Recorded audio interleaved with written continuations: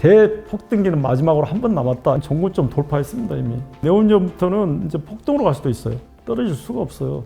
30대들이 시장에 들어오면은 이 금리라는 게 그래서 롱텀으로 보면 시장의 영향력으로는 크지는 않아요. 왜냐하면 경기가 좋을 때는 집값이 올라가는데 금리도 올라가기 때문에.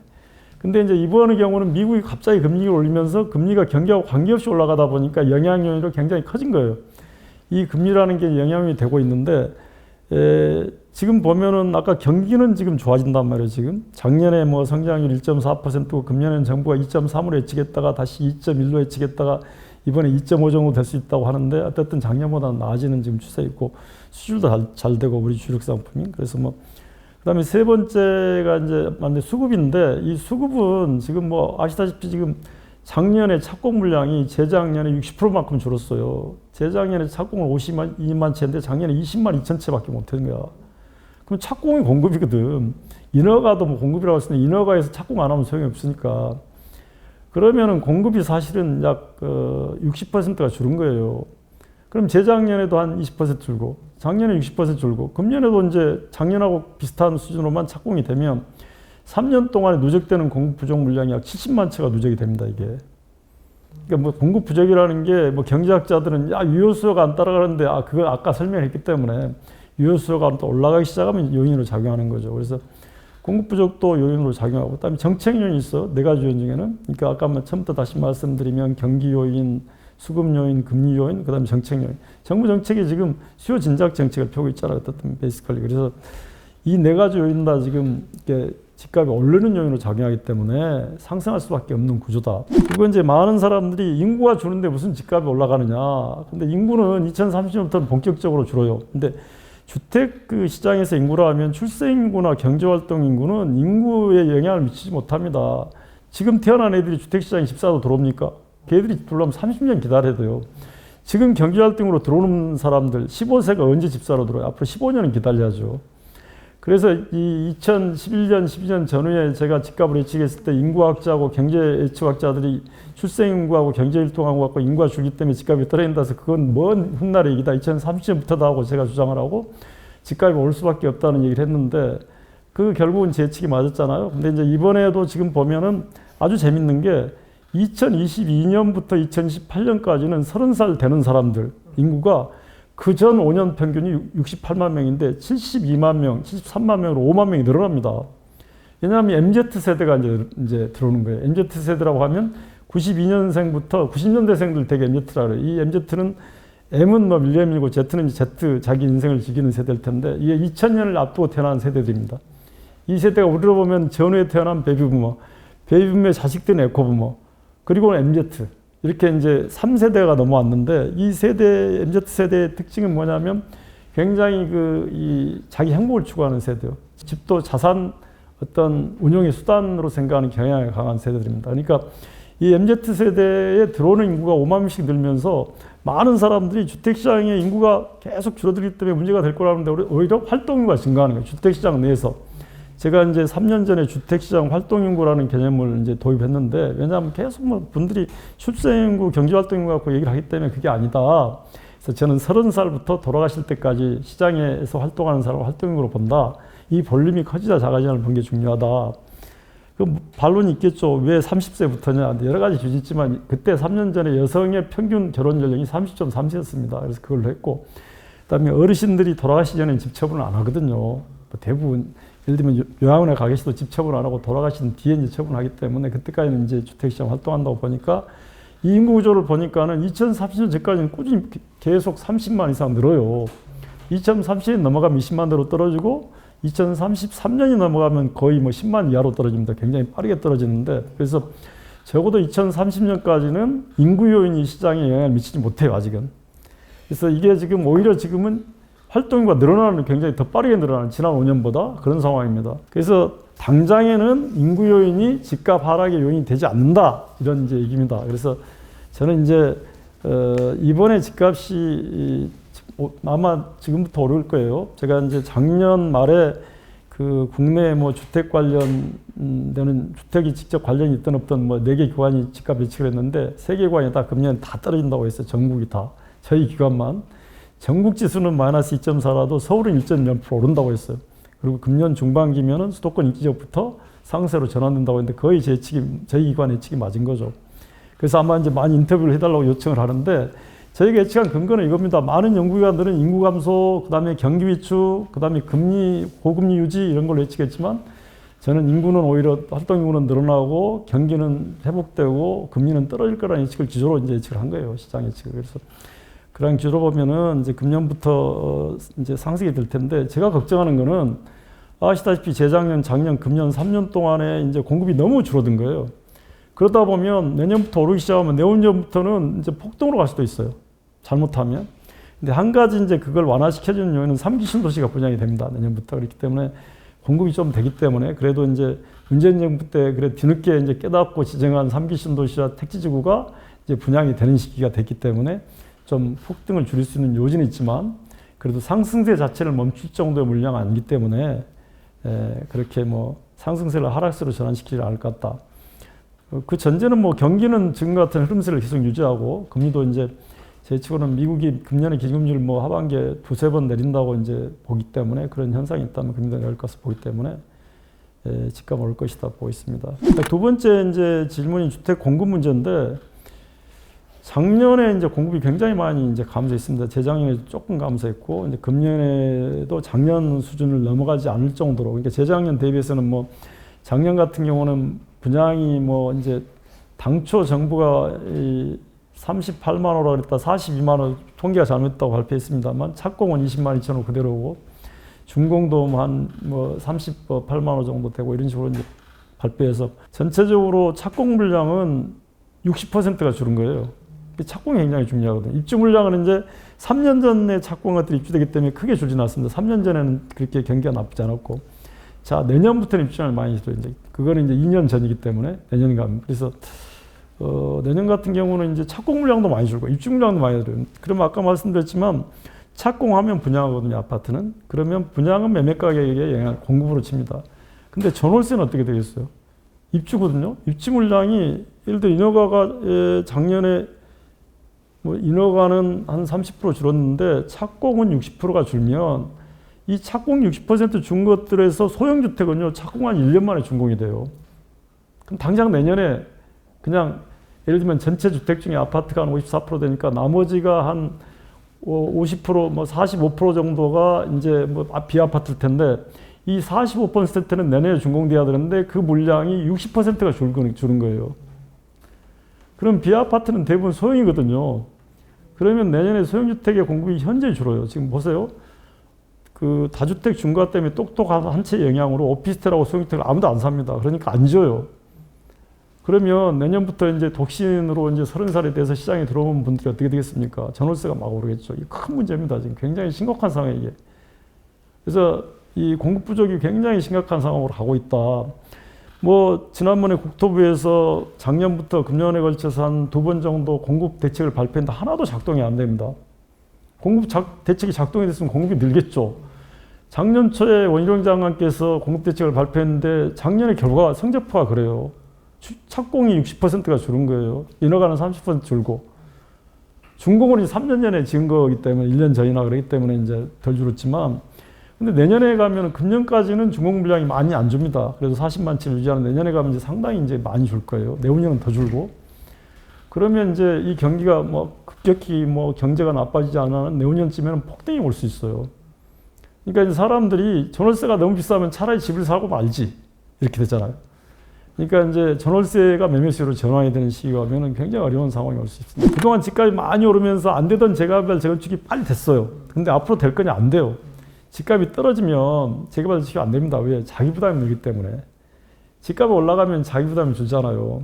그러니까 일반 분양분에서 이제 공사비가 충당이 되고 그러면서 공사비는 올라가고 자기 부담은 늘어나고 그러니까는 시공사들은 계약을 포기하거나 시공사 선정을 안 당하고 집주인들은 동의를 안 하고 이런 상태이기 때문에 앞으로 재개발 전에 또 공급이 많이 줍니다. 당분간은. 그래서 그것이 다시 시동이 걸리면 집값이 상당수는 올라줘야 되는 거예요. 공사비를 충당할 만큼 더 이상 올라가야 돼요. 그래서 지금 보면은 뭐 불과 한 4, 5년 전에 재개발 재건축의 평당 건축비를 600만 원 이하에서 거래가 계약이 되다 요즘 1000만 원까지 갔잖아요. 950까지 올라갔단 말이에요. 그러니까 이게 뭐 자기 부담 얼마나 되겠어요, 지금. 그러니까 상당히 공급이 암울한 지금 상태예요. 그러다 보니까 뭐가 되겠어요 지금. 적어도 이제 분양시장에서는 기대라는 게 있거든요. 내가 분양받을 수 있는 기대, 또 분양받았다는 안도. 그때 분양시장에서는 분양만 돼도 또 분양 물건이 나온다는 기대만 있어도 조금 안정이 되는데 그게 없으면 불안감이 고조되면서 사람들이 이시에 몰리는 경향이 생기죠. 그래서 뭐 노도강이 전고점을 회복 못했다고 하는데 마형성의 상당 지역은 전고점 돌파했습니다 이미. 이 가격을 제가 보고 있거든요. 우리 애들 결혼하기 때문에 이제 애들이 뭐 주택시장에 관심이 없으니까 우리 애들 근무처는 가끔 제가 한번 봐요. 근데 전고점을 돌파했어요. 그래서 굉장히 속도가 빠르게 돌파되고 있습니다. 전세나 월세는요 가수요가 없습니다. 투기 수요가 다 실수예요. 그렇잖아요. 전세를 뭐 투기로 전세하는 사람이 있어. 자기 닥스리가 사는 실수요지. 공급이 줄었잖아요. 그러면 입주 물량이 계속 줄잖아요. 제가 말씀드린 대로 30대 새로 시장 들어온 사람 늘잖아요. 어떻게 했어요? 떨어질 수가 없어요. 그럼 이건 지금 정부가 어떻게 손쓸 방법이 없는 거예요? 공급을 늘려야죠. 손쓸 방법은 가장 좋은 거는 30대들이 시장에 들어오면은 처음부터 큰 집에 안 들어가잖아요. 오피스텔, 도시형 생활주택, 다가구 주택이 제일 많이 살아요. 젊은 사람들이 도시형 생활주택은 제도가 얼마 안 돼서 이제 거주자가 별로 많지 않은데 오피스텔 한 110만 채 되거든요. 다가구 주택도 숫자가 많고 그러니까 처음으로 주택시장에 들어와가지고 전월세로 들어오는 분들은 대부분 오피스텔이나 다가구 주택을 가는데 이게 지금 공급이 뭐 오피스텔 같은 경우는 60%가 줄고 다가구 주택은 70%가 줄었어요 지금. 이거 굉장히 큰 문제입니다 이거. 이 정부가 이걸 지금 어떻게 지금 손을 놓고 있어요. 손을 놓는 건 아닌데 뭔 대책을 원하는데 실효적인 대책이 하나도 없는 거예요. 이 원인은 뭐냐? 똑똑한 한 채 때문이에요. 젊은 사람들이 누가 오피스텔 내 집이라고 삽니까? 아파트를 사고 싶어 하지. 임시거주지잖아요. 그러면 그거는 연세 드신 분들이 여유자가 있는 분들이 사가지고 세를 내야 되는데 2주택, 3주택 때면 어떻게 돼요? 내가 강남에 30억짜리 아파트를 하나 가지고 있는데 오피스텔 5억짜리 하나 샀더니 2주택이라고 2주택 중과. 그리고 다가구주택 하나 샀더니 뭐 오피스텔 2채 샀더니 3주택이 뭐 엄청 중과. 그러니까는 똑똑한 강남 남겨놓고 다 팔고 오피스텔 분양을 안 받는 거예요. 분양이 안 돼요. 안 지어요. 그러면은 이제 조금 있으면 정말 20, 30대들이 굉장히 정부에 많은 반감을 갖게 될 겁니다. 이분들이 시장에 들어오는데 전월세가 너무 비싸지는 거예요, 이제. 사각값은 똑같은 겁니다. 공급이 안 되잖아요, 지금. 근데 오피스텔은 몰라도 다가구 주택은요, 착공하면 1년 이에 준공이 되거든요. 다가구 주택이라도 빨리 되게 해야죠. 다가구 주택은 한 채가 지금 한 채로 짓기 때문에 이제 소유권 분할이 안 됩니다. 근데 다세대는 소유권 분할이 된단 말이에요.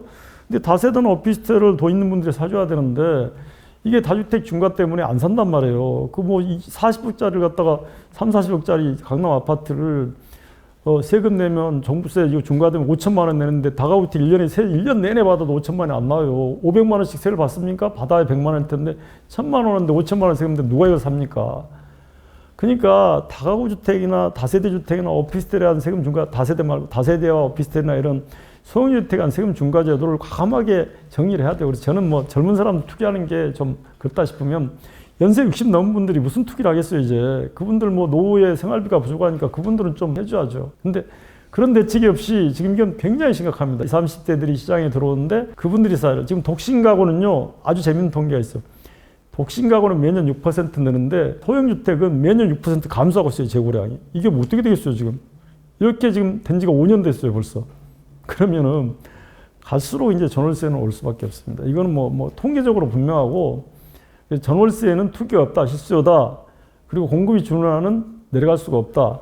월세는 금리의 변수로 작용해요. 전세금 곱하기 금리가 되기 때문에 금리가 떨어지면 월세는 조금 내려올 수 있는데 그 대신 전세가 올라가면 공급 부족으로 또 월세가 올라가기 때문에 이게 굉장히 심각한 문제다 이렇게 보고 있습니다. 월세는 지금 상태에서는 향후 몇 년 내에 전월세가 떨어질 수가 없어요. 지금 89년에 갔는데 그때 영국이 이제 인구가 많이 줄어드는 단계고 산업이 피폐화되는 단계여 가지고 많은 공공주택들이 비고 막 슬럼화 되더라고요. 그런데 그 뒤에 계속 영국 집값이 올랐습니다. 이유가 되면서 이후에 그 노동인력 이동 자유화가 됐어요.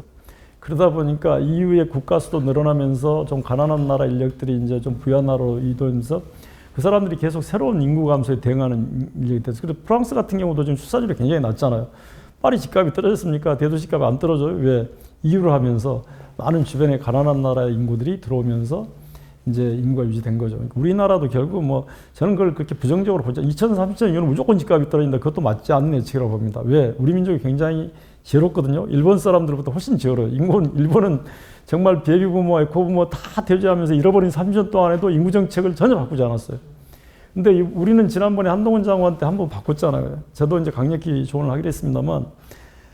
근데 2030년과는 저는 늘 얘기합니다. 이와 같은 영내 노동력 자유화를 하래. 영내. 우리 동북아 권역이 됐든 아세안하고 하든 동북아 상국을 하든 뭐. 그럼 동북아만 열어도 중국 인력들 많이 올 거 아닙니까? 중국 사람들 지금 와서 지금 많이 사잖아요. 연간 뭐 24,000채 이렇게 사고 있으니까. 근데 우리가 아세안하고 지금 FTA를 하면은 저희는 FTA가 아니라 정말 노동력 자유화까지 해야 된다고 봐요. 우리가 먹고 살기는 그밖에 없습니다. 경제가 인구가 줄어들면 이 경제에서 총생산의 볼륨이 줄거든요. 뭐 그것도 반드시 그렇잖아요. 뭐 이제 예를 들면 뭐 3D 프린터나 또는 로봇화 시키면은 인구가 줄어도 총생산 안 줄 수도 있는데 어떻든 사람 베이스로 가면은 줄 수가 있기 때문에 그래서 저는 뭐 2030년 이후 문제는 지금의 예를 들면 이민 정책이 변하지 않는 전제로는 이렇게 되지만 아마 우리가 지금 온갖 출산 대책을 써도 안 되면 노동시장 문을 열어야죠. 어떻게 하겠어요? 그럼 문제도 해결될 거라고 보고 그 증거가 바로 EU입니다. 영국의 런던이나 프랑스 파리나 그다음에 예를 들면 영국의 2대 도시들 있지 않습니까? 맨체스터나 버밍엄 이런 도시들이 굉장히 집값이 올랐어요. 그거는 영내 노동인력 자유화 때문에 이루어진 거거든요. 우리도 그걸 해야 된다고 보고 할 겁니다. 많은 사람들이 저한테 집을 사야 돼요, 말아야 돼요. 그거는 사람이 이렇게 행복하게 사는 게 목표잖아요. 감당 가능한 수준에 사는 거예요. 집값 오른다고 감당 불가능한 수준으로 사면 어떻게 돼요? 큰 문제가 생기죠. 그러니까 2021년, 22년 뭐 20년에 그냥 감당 불가능한 수준 사신 분들이 얼마나 고생했어요. 항상 집을 사는 게 좋긴 해요. 능력이 되면. 그리고 지역도 강남에 집 사면 많이 올라가죠. 34평만 돼도 얼마입니까? 거의 25억인데 신혼부부 어떻게 사요? 뭐 강남에 능력이 안 되는데 그러면 능력이 되는 곳에서 시작하는데 저희 때 다 그렇게 시작했습니다. 저희도 외곽부터 시작해서 지금 이사를 들어오고 그랬거든요. 그러니까는 뭐 그런 식으로 하는 수밖에 없는 거죠. 그래서 저는 그렇게 봅니다. 이제 젊은 분들이 집을 사느냐 마느냐 감당 가능한 수준에 사고 제 이제 그 결혼 정년기에 아들이 있어요. 2명이. 늘 그래요. 아빠 집 어떻게 그러면 너 돈 얼마 모았냐 이렇게 물어보고 그러면 대출 얼마까지 받을 수 있는데 그리고 위치는 너 파트너한테 물어봐라. 여성한테 물어봐라. 집의 위치는 집에 어디서 살 거냐. 여성분들은 육아도 해야 되고요. 어떻습니까? 출퇴근 시간 더 걸리잖아. 아침에 일어나서 화장도 해야 되고 또 퇴근해서 화장 또 지워야 되고 남자보다 하루에 2시간씩 더 걸리거든요. 보면 육아까지 합치면. 그래서 독신인 남성이 결혼했다면서 자기 마음대로 집 사면 안 돼요. 그 여성 근무지와 가까운 데로 사야죠. 여성이 그 출퇴근하기 편한 데로 사는 거예요. 이렇게 그런 걸 고려해서 이게 자기가 감당 가능한 수준에서 직장 가까운 곳에 사면은 되는 것이지. 그걸 해서 돈을 벌겠다. 그거 잘 몰라요. 진짜로 아까 말한 대로 만약에 2030년에도 그냥 우리 국민들이 고집 세갖고 외국인들 다 못 살아 그러면서 인구가 진짜로 줄어들면 일본 같이 잃어버린 30년이 또 올 수도 있어요. 일본에 잃어버린 30년에 제일 비싸던 롯본길 집값이요 40%가 떨어졌어요. 그리고 그게 20년 동안 유지가 됐어요. 그렇게 떨어진 상태로. 우리도 그럴 수 있습니다. 그러니까는 저는 이제 그렇지 않을 거라는 전제에서 희망적인 이제 전망을 내놨습니다만 젊은 분들이 이제 집을 사기보다는 이제 조금 좀 집을 사는 건 좋은데 뭐 집 사는 게 좋아요. 그런데 이제 감당 가능한 수준을 골라서 지역을 골라서 하는 것이고 더군다나 지금은 좀 기다려도 좋은 게 이제 3기 신도시가 분양이 되잖아요. 금년 하반기부터. 그러면 3기 신도시야 그 주변의 택지 지역까지 하면 전체로 분양호수 50만 채가 넘습니다. 그러면 지금 신혼부부하고 그 청년 특별공급이 30% 가까이 늘었잖아요. 그러면 전략적으로 보는 거예요. 어느 지역이 가면 신혼부부나 청년들이 덜 사는가? 그럼 경쟁률이 떨어지는 지역을 골라야죠. 그러니까 이것도 예를 들어 평생에 한 번 살까 말까, 많아봐야 2번 정도 살까 말까 한 집을 사면서 하다못해 증권 하나를, 주식 하나를 사면서도 엄청 여러 가지를 고려해야죠. 그래서 예를 들면 뭐 집을 당장 살 것인지, 3기 신도시를 분양받을 것인지, 분양받는 다음 내가 사는 곳에서 가까운 쪽으로 경쟁률이 어떻게 될 것 같은지 이런 걸 잘 살펴서 기다리는 것도 방법이에요. 그리고 이제 아까 말씀대로 정말 2030년 뒤까지 가서 정부가 인구 정책을 안 바꾼다면 집값이 장기 하향 추세할 거니까 지금 24년이잖아요. 그러면 불과 5, 6년 뒤부터는 장기 하향 추세로 갈 텐데 이번에 이제 저는 이번이 거의 마지막 상승이라고 봐요. 이번에 보면 우리 주택 시장에서 이제 대폭등기는 마지막으로 한 번 남았다 이렇게 생각하는데 그게 이제 이번에 오는 폭등력. 그 다음부터는 넘어가면 2030년 넘어가잖아요. 그러면 정부가 뭐 인구 확대 정책을 하루아침에 확 풀지는 못할 거고 단계적으로 풀 텐데 그럼 트레이드오프가 계속 되겠죠. 상당 기간. 그래서 제가 생각할 때는 뭐 형편이 안 되는 분들은 너무 절망하지 마시고 좀 기다리면 또 좋은 시기가 올 수도 있다 이렇게 봅니다.